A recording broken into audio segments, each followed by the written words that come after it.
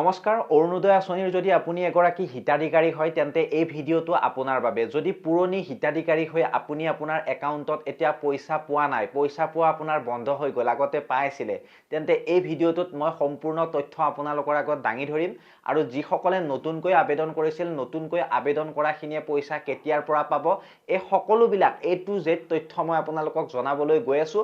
ভিডিঅ'টো শেষলৈকে চাব আৰু আপোনালোকে যদি চেনেলত নতুন চেনেলটো ছাবস্ক্ৰাইব কৰিব, ফেচবুকত চাই থকাখিনিয়ে ফলোৰ লগতে ভিডিঅ'টো শ্বেয়াৰ কৰি দিব।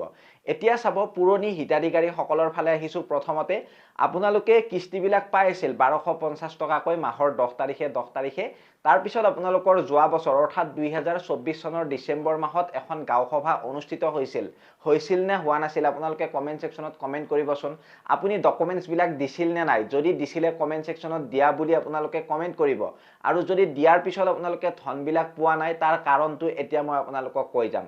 চাব, আপোনালোকে যিবিলাকে মানে নতুন পুৰণি সকলোকে কৈছোঁ, ডকুমেণ্টছ দিয়া ব্যক্তিসকলৰ নাম আহিছে, আপোনালোকৰ এখন লিষ্ট ওলাইছে, পঞ্চায়তে এখন লিষ্ট আহিছে যে কোনখিনি হিতাধিকাৰীক মানে অৰুণোদয় আঁচনি পুনৰবাৰ দিয়া হ'ব। সেই লিষ্টখনৰ মতে আপোনালোকক বাছনি কৰা হৈছে বা আপোনালোকক ধনবিলাক সোমোৱাই দিয়া হৈছে। যদি আপুনি ডকুমেণ্টছ দিছিলে, ডকুমেণ্টছ দিয়াৰ পিছত আপোনালোকক কিন্তু লিষ্টত যাৰ নাম আহিছিল এখন ফৰ্ম দিয়া হৈছিল আৰু কিছুমান ঠাইত এতিয়াও ফৰ্ম দি আছে আৰু কিছুমান ঠাইত ফৰ্ম দিয়া হৈ গৈছে লিষ্টত নাম থকা সকলক।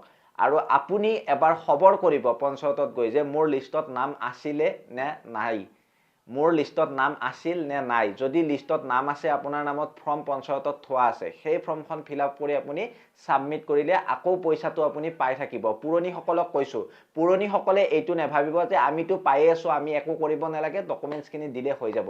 নতুন পুৰণি সকলোৱে ফৰ্মখন ফিল আপ কৰিব লাগিব বুলি কৈছিল। গতিকে আপোনালোকে যদি ফৰ্মখন ফিল আপ কৰা নাই নতুনকৈ, তেন্তে আপোনালোকে এই পইচাটো পোৱাৰ পৰা হয়তো বঞ্চিত হৈ আছে, সেইটো এটা কাৰণ হ'ব পাৰে। গতিকে আপোনালোকে গুৰুত্ব সহকাৰে ভিডিঅ'টো চাব। মই আপোনালোকক সকলোবিলাক কথা এতিয়া কৈ যাবলৈ চেষ্টা কৰিছোঁ। যদি ইয়াৰ মাজতে মোৰ কিবা ৰৈ যায় ক'বলৈ, তেন্তে আপোনালোকে কমেণ্ট ছেকশ্যনত কমেণ্ট কৰি সুধিব, মই নিশ্চয় আপোনালোকক জনাই দিম। বেলেগ কিবা যদি কুৱেশ্যন থাকে আৰু অৰুণোদয় আঁচনিক লৈ, সেইটো কৈছোঁ। তাৰপিছত চাব, পুৰণিসকলৰ বেমাৰটো মই ক'লোঁ, আপোনালোকে যদিও ডকুমেণ্ট জমা দিছিল, ফৰ্ম যদি পুনৰবাৰ ফিল আপ কৰা নাই নাম অহাৰ পিছত, তেন্তে কিন্তু আপোনালোকে পইচাবিলাক নেপায়। খাটাং যিসকলে পইচা পোৱা নাই ডকুমেণ্ট জমা দিয়াৰ পিছত, সেইখিনিয়ে মানে আকৌ ফৰ্মখন মানে ফিল আপ কৰি জমা দিব লাগিব। কিছুমান ঠাইত হৈ গৈছে, পুনৰবাৰ কৈছোঁ, কিছুমান ঠাইত এতিয়াও হোৱা নাই বা ফৰ্ম দিয়া নাই।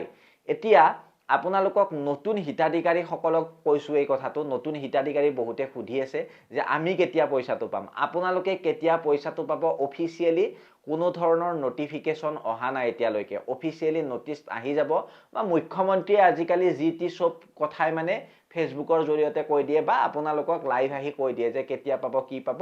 মোৰ হিচাপত আগষ্ট ছেপ্টেম্বৰ মাহত আপোনালোকে পইচাটো লাভ কৰিব পাৰে এই 2025 চনৰ। আৰু মে বি আপোনালোকে হয়তো আগতেও পাই যাব পাৰে। মুখ্যমন্ত্ৰীৰ যেতিয়াই মন তেতিয়া আপোনালোকক যি টি ঘোষণা দি দিব পাৰে। গতিকে এই বিষয়ে মই আপোনালোকক চিউৰলি ক'ব নোৱাৰিম যেতিয়ালৈকে আপোনালোকৰ অফিচিয়েল নটিচ নাহে। এই কথাটো মনত ৰাখিব নতুন হিতাধিকাৰীসকলে। আৰু পুৰণি হিতাধিকাৰী কাৰ কিস্তি ব্ৰেক হৈ আছে মানে ডকুমেণ্ট জমা দিয়াৰ পিছত, কমেণ্ট ছেকশ্যনত কমেণ্ট কৰিব আমাৰ। আৰু লগতে আপোনালোকে এই ভিডিঅ'টো যিমান পাৰে শ্বেয়াৰ কৰিব। আৰু আপোনাৰ যদি কিবা সুধিব লগা থাকে প্ৰাইভেটলি, আমাৰ যিটো হোৱাটছএপ গ্ৰুপ আছে, গ্ৰুপত জইন হৈ ধুনীয়াকৈ মেছেজ কৰিব। তাত সকলোৱে সকলোকে হেল্প কৰে। আমাৰ বহুত এটা ভাল গ্ৰুপ আছে। গতিকে মই মিঠুৱে বিদায় মাগিছোঁ। যদি কিবা আৰু সহায় লাগে ইয়াৰ ওপৰত, মই সদায় আছোঁ আপোনালোকৰ লগত। জয় অসম, ধন্যবাদ, বাই বাই।